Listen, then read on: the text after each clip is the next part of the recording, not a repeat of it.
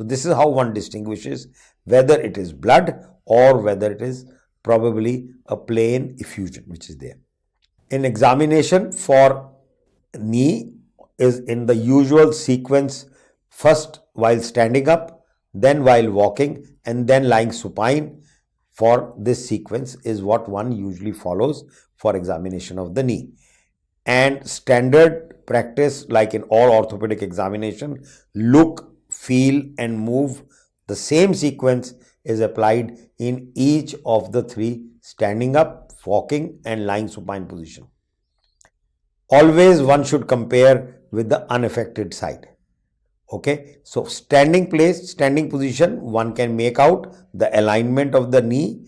If one examines from front, one can make out the varus knee. If one examines from behind, one can make out the pattern of valgus knee.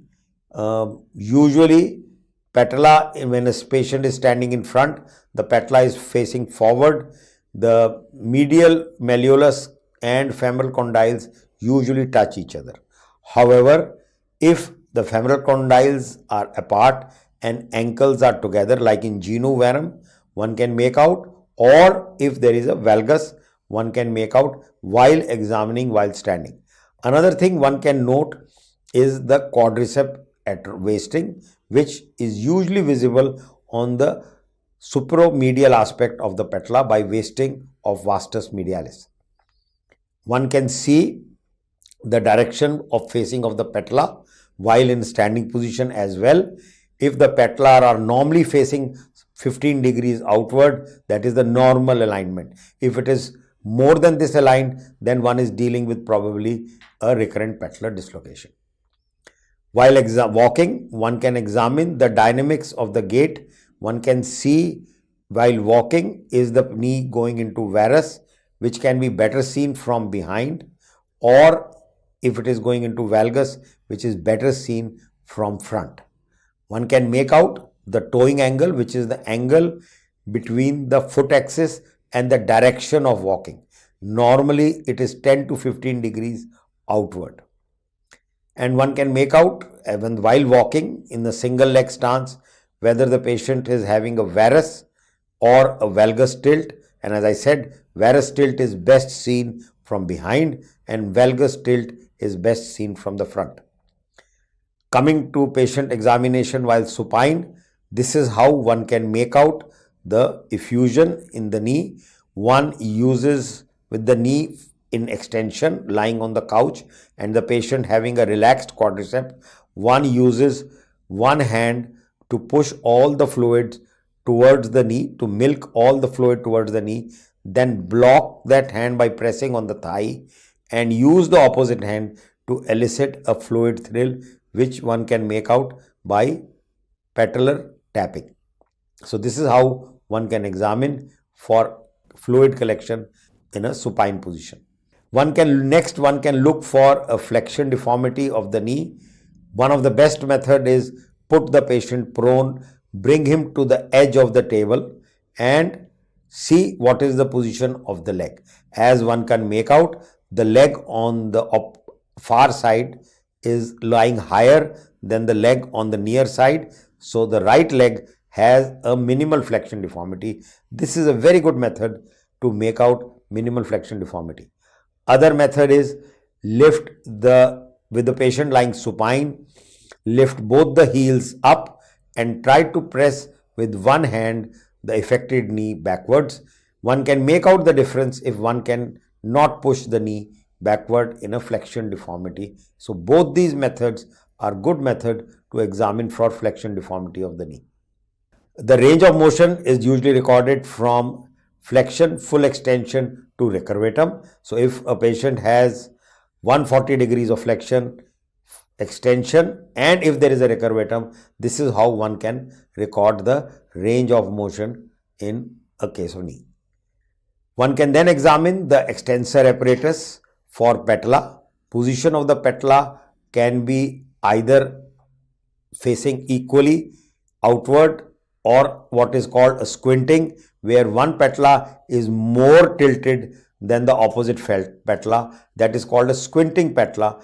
It can occur if it in a convergence, if there is an anterior knee pain on the, especially on the medial side, or patella may be facing outward, like here, if there is a recurrent patellar dislocation. So one can see the patellar tilt while lying supine with the knee in extension. Then one comes to palpation. This is a very important part to understand in examination of the knee, that what is the tender point in the knee. The various tender points, as one can see, can be on the lower femur, can be on the medial side of the patella in patellar arthrosis, can be in the ligamentum patelli at the upper end at patellar tendinitis. It can be at the tibial tuberosity as occurs in Osgood-Schlatters. Another important point is the joint line tenderness. Now, joint line tenderness is a very informative clinical examination of the knee if the tenderness is in the anterior part or is it in the posterior part.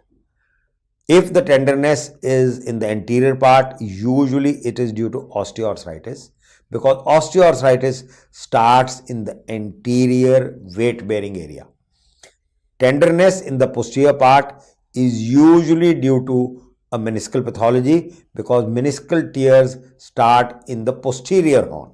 So it is important to mark where is one getting tenderness, and probably one of the most important steps for a clinical diagnosis in a knee problem.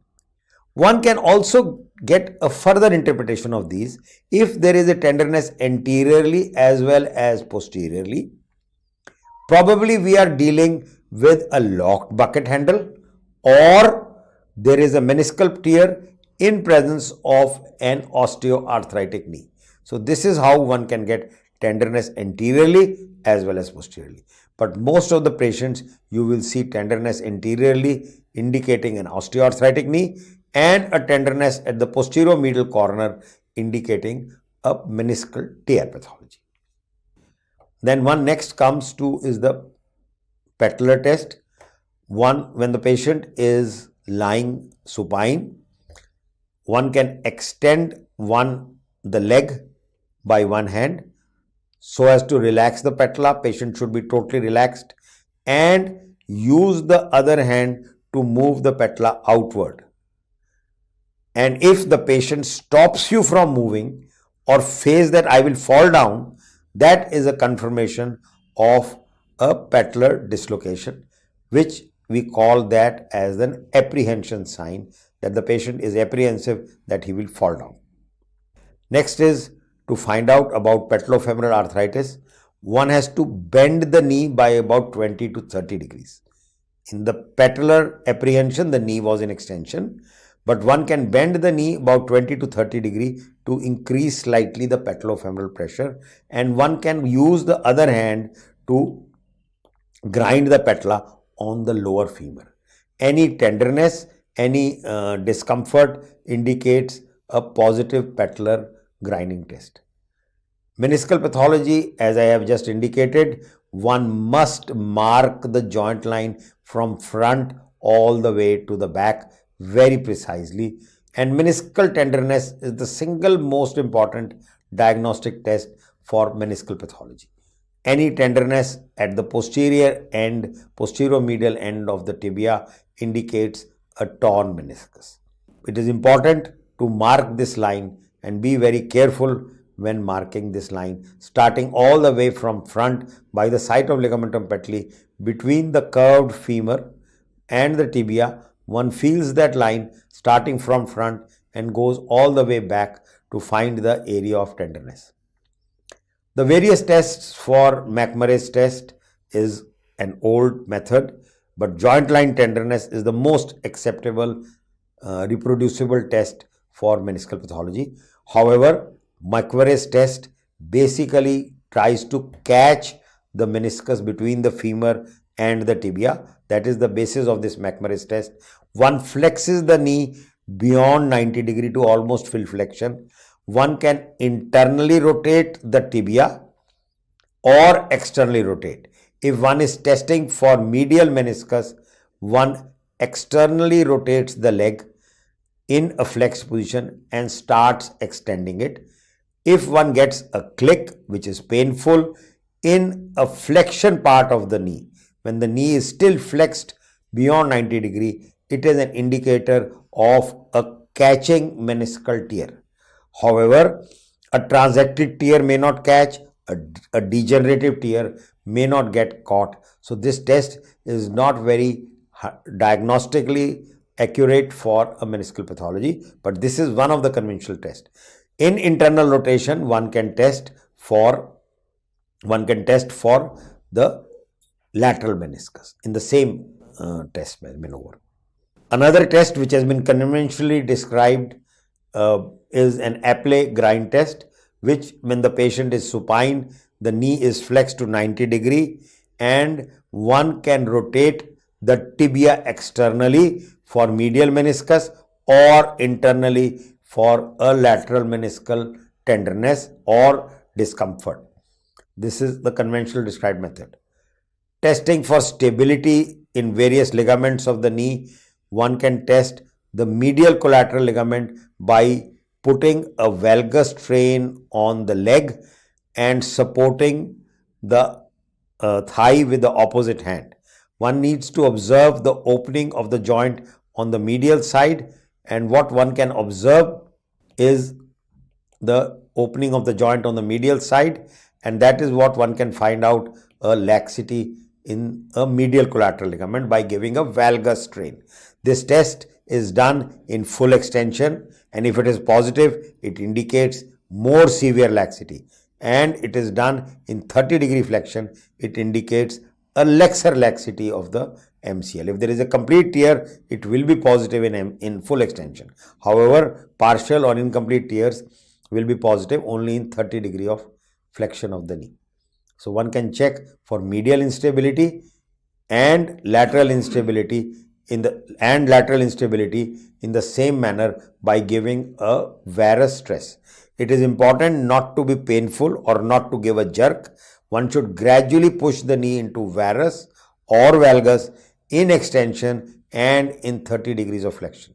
If one causes a sudden jerk by reflex spasm, one may not be able to elicit this test. So always doing it gently is a good advice. One can keep the hand on the joint line and use the finger to feel for the degree of opening or the amount which one can open by these various tests, and one can grade it in a 30 degree flexion also, amount of joint opening. Coming next to the ligaments which are responsible for anteroposterior stability, one of the commonest being the ACL for anterior instability, one can do a Lachman test which is done with the knee about 20 degrees of flexion. One uses one hand to stabilize the thigh, feel for relaxation of hamstring muscle, using the other hand to grab the upper tibia. One tries to push it anteriorly. If one can elicit increased anterior translation as compared to the opposite side, it is an indicator of anterior cruciate ligament tear.